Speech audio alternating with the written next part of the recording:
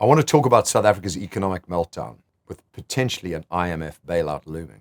South Africa is on the brink. The ANC has been gambling with our economy, corruption is rife, and an IMF bailout could be inevitable. So what happens when the wolf comes knocking? Let's talk this through. Crime-infested, socialist experiment gone horribly wrong. Unemployment, corruption, load shedding. I'm staying here to fight for South Africa. Let's save South Africa.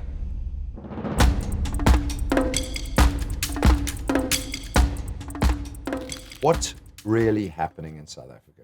1. South Africa's debt stands at 76% of GDP, way above the IMF's safe threshold of 60%.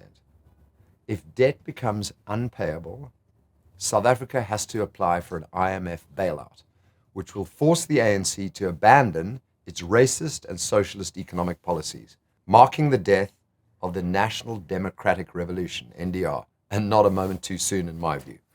Our economy is stalled. Growth is at a crippling 0.8%, less than 1%.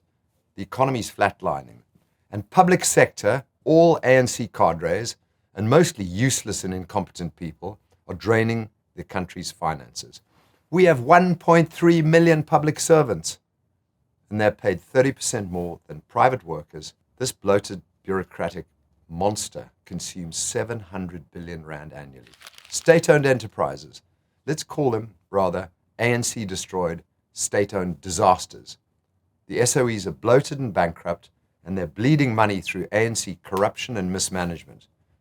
And all the ANC-run cities face power outages, water cuts, decaying infrastructure, all of which is a direct result of ANC corruption and nepotism.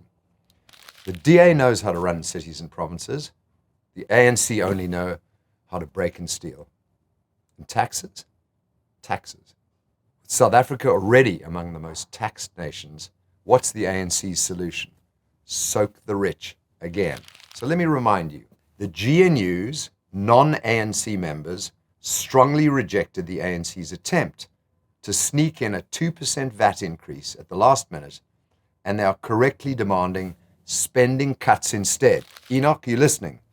From the outside world, the cancellation of USAID money, the potential loss of AGOA privileges, and Trump's new tariffs, maybe sanctions, are upping the pressure on our already fragile economy. As always, the facts speak for themselves. The ANC's racist and socialist-inspired policies are unsustainable.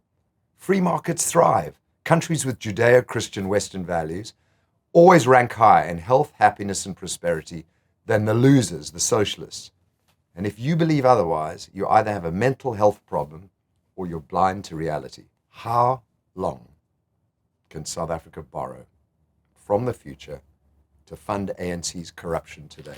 What happens if and when the IMF refuses a bailout? Can the ANC's mafia and corrupt patronage network survive real spending cuts? And will South Africa provoke America into shutting the door on future loans? Is the ANC, with the useless Cyril the chief clown, sleepwalking South Africa into economic collapse? The reality? Without an urgent change in direction, some deep spending cuts, and a return to free market principles, our beloved South Africa faces catastrophe. We're skating on thin ice.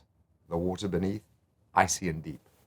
The ANC's racist and moronic socialist policies are dragging us towards economic ruin.